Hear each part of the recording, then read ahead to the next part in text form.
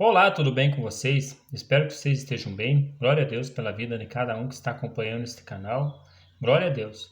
Novamente estou aqui para estar lendo mais dois capítulos. Hoje a gente vai estar lendo o capítulo 7 e o capítulo 8 de Esdras. Vamos estar olhando hoje, lendo a respeito do próprio Esdras. Ele vai estar falando ali quem que ele era, de onde que ele veio, qual que era a linhagem de Esdras. Então vamos lá. Senhor nosso Deus, nosso Pai, mais uma vez, Senhor, nos colocamos na Tua presença para podermos aprender um pouco de Ti, Senhor, com a Tua palavra. Nos orienta em nome de Jesus. Amém. Graças a Deus. Então vamos lá. No capítulo 7, ele vem falando aí da linhagem de Esdras. E vamos ver de quem que se trata Esdras. Depois dessas coisas, durante o reinado de Artaxerxes, rei da Pérsia, vivia um homem chamado Esdras. Era filho de Saraías, filho de Azarias, filho de Ilquias, filho de Salum, filho de Zadok, filho de Aitube, filho de Amarias, filho de Azarias, filho de Mariote, filho de Zeraías, filho de Uzi, filho de Buque, filho de Abissua, filho de Finéias, filho de Eleazar, do sumo sacerdote Arão. Enfim, ele era um sacerdote, ele vem da linhagem de Arão. Este Esdras veio da Babilônia, ele era escriba que conhecia muito a lei de Moisés, dada pelo Senhor, o Deus de Israel. Enfim, ele era um conhecedor da lei, ele conhecia e ali ele vai estar também instruído para estar mostrando para o povo e ensinando a lei do Senhor. O rei lhe concedeu tudo o que lhe tinha pedido, pois a mão do Senhor, o seu Deus, estava sobre ele. Alguns dos israelitas, inclusive sacerdotes, levitas, cantores, porteiros e servidores do templo, também foram para Jerusalém no 7º ano do reinado de Artaxerxes. Esdras chegou a Jerusalém no 5º mês do 7º ano desse reinado. No primeiro dia do primeiro mês, ele saiu da Babilônia e chegou a Jerusalém no primeiro dia do 5º mês, porque a boa mão do Senhor, o Deus, estava sobre ele. Pois Esdras tinha decidido dedicar-se a estudar a lei do Senhor e a praticá-la, e a ensinar os seus decretos e mandamentos aos israelitas. Enfim, era um estudioso na palavra. Ali ele estava estudando, digamos, dá para entender que ele conhecia a lei de Moisés e ele estava apto para estar ensinando o povo de Israel. Era um pregador da palavra, dá para dizer desta forma. Esta é uma cópia da carta que o rei Artaxerxes entregou ao sacerdote escriba Esdras, conhecedor dos mandamentos e decretos do Senhor para Israel. Artaxerxes, rei dos reis, ao Senhor Esdras, escriba da lei do Deus dos céus. É uma carta aí que Artaxerxes escreve para entregar para Esdras. Paz e prosperidade. Estou decretando que qualquer israelita em meu reino, inclusive entre os sacerdotes e levitas, que desejar ir a Jerusalém com você, poderá fazê-lo. Você está sendo enviado pelo rei e por seus 7 conselheiros para fazer uma investigação em Judá e em Jerusalém com respeito à lei do seu Deus, que está nas suas mãos. Além disso, você levará a prata e o ouro que o rei e seus conselheiros voluntariamente oferecerem ao Deus de Israel, cuja habitação está em Jerusalém, além de toda a prata e todo o ouro que você receber das províncias da Babilônia, como também as ofertas voluntárias do povo e dos sacerdotes para o templo do Deus deles em Jerusalém. Com esse dinheiro, compre novilhos, carneiros, cordeiros e o que for necessário para as suas ofertas de cereal e de bebida. Sacrifique-os no altar do templo do seu Deus em Jerusalém. Você e seus irmãos poderão fazer o que acharem melhor com o restante da prata e do ouro, de acordo com a vontade do seu Deus. Entreguem ao Deus de Jerusalém todos os utensílios que foram confiados a você para o culto no templo do seu Deus, e todas as demais despesas necessárias com relação ao templo do seu Deus serão pagas pela tesouraria real. Enfim, ali ele pediu para estar levando novilhos também, com o dinheiro ali que que ia estar tendo novilhos, carneiros, cordeiros, ali para estar fazendo sacrifícios ao Senhor, né? Oferecendo holocaustos.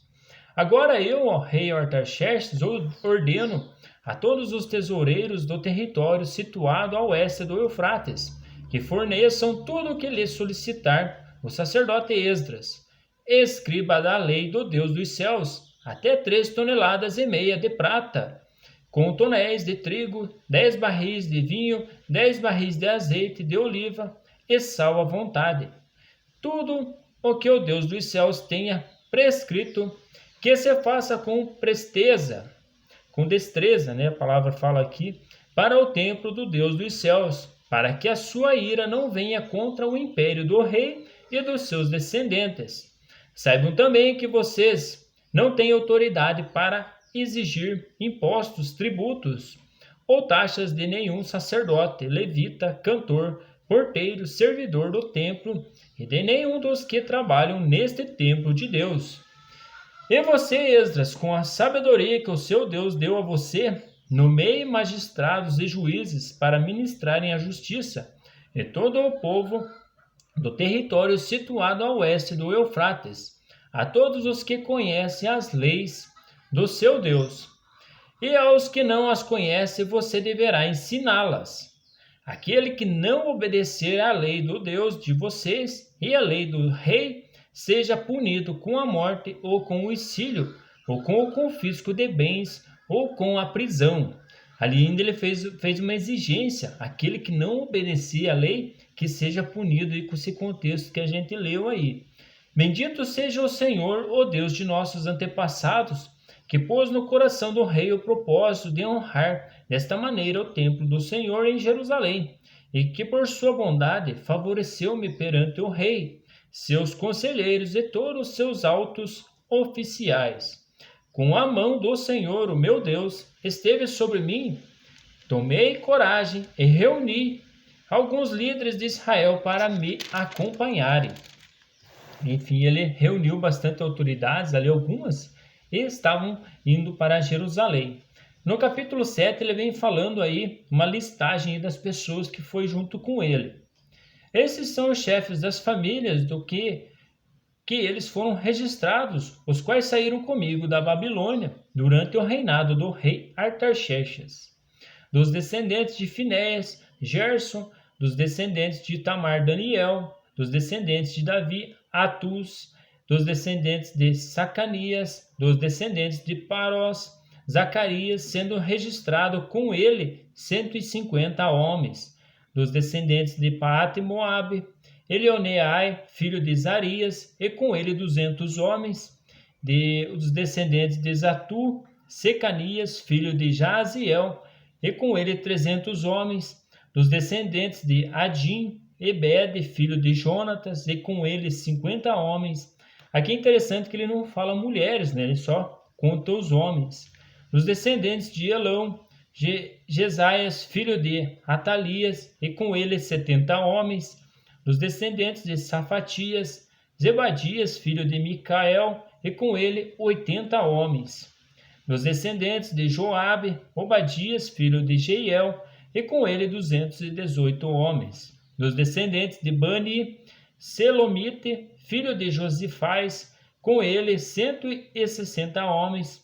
Dos descendentes de Bebai, Zacarias, filho de Bebai, e com ele 28 homens. Dos descendentes de Agate, Joaná, filho de Acatã, e com ele 110 homens.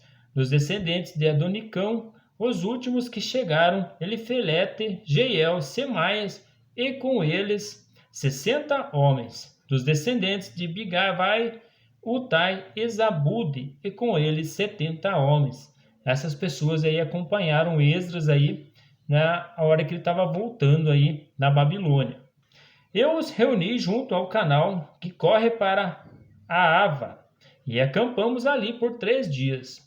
Quando passei em revista ao povo e os sacerdotes, não encontrei nenhum levita. Por isso convoquei Eliezer, Ariel, Semaias, Etanã, Jaribe, Etnautã, Natã, Zacarias e Mesulão, que eram líderes, e Joiaribe e Natã, que eram homens sábios, Eu os enviei a Ido, o líder de Cassifia. Eu lhe falei o que deveriam dizer a Ido e aos seus parentes, os servidores do templo em Cassifia, para que nos trouxessem servidores para o templo de Deus, do nosso Deus. Como a bondosa mão de Deus estava sobre nós, ele nos trouxeram Serebias, homens capazes dentre os descendentes de Mali, filho de Levi, neto de Israel, e os filhos e irmãos de Serebias, 18 homens, e também Asabias, acompanhado de Jazias, dentre os descendentes de Merari, e seus irmãos e filhos, 20 homens. Trouxeram ainda 222 servidores do templo, um grupo que Davi e os seus oficiais tinham formado para ajudar os levitas. Todos eles tinham seus nomes registrados.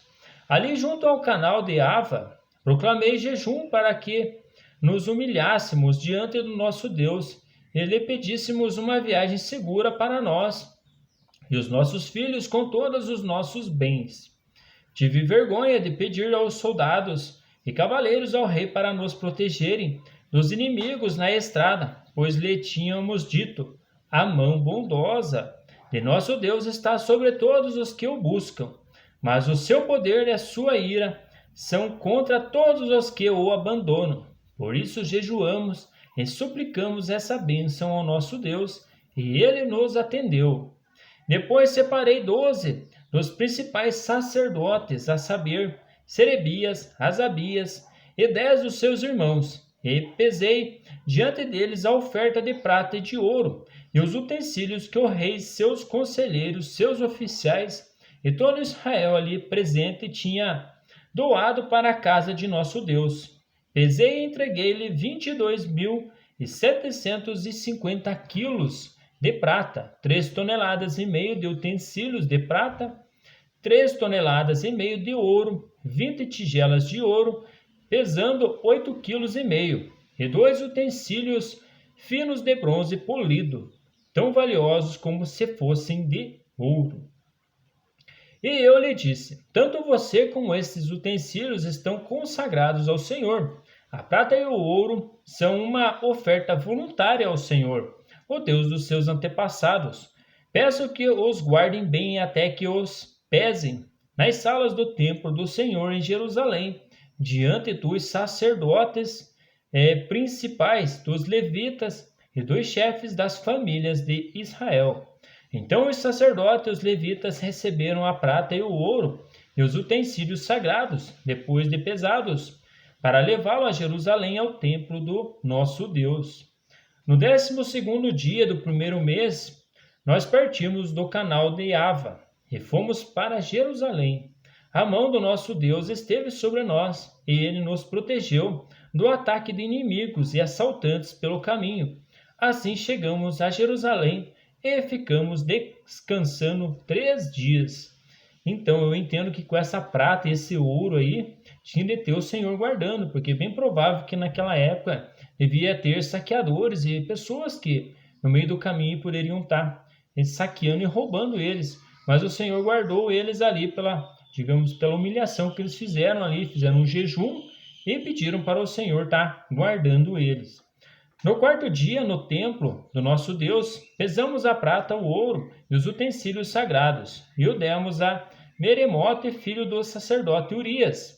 Estavam com eles Eleazar, filho de Finéias, e os levitas Josabade, filho de Jesua, e Noadias, filho de Bini.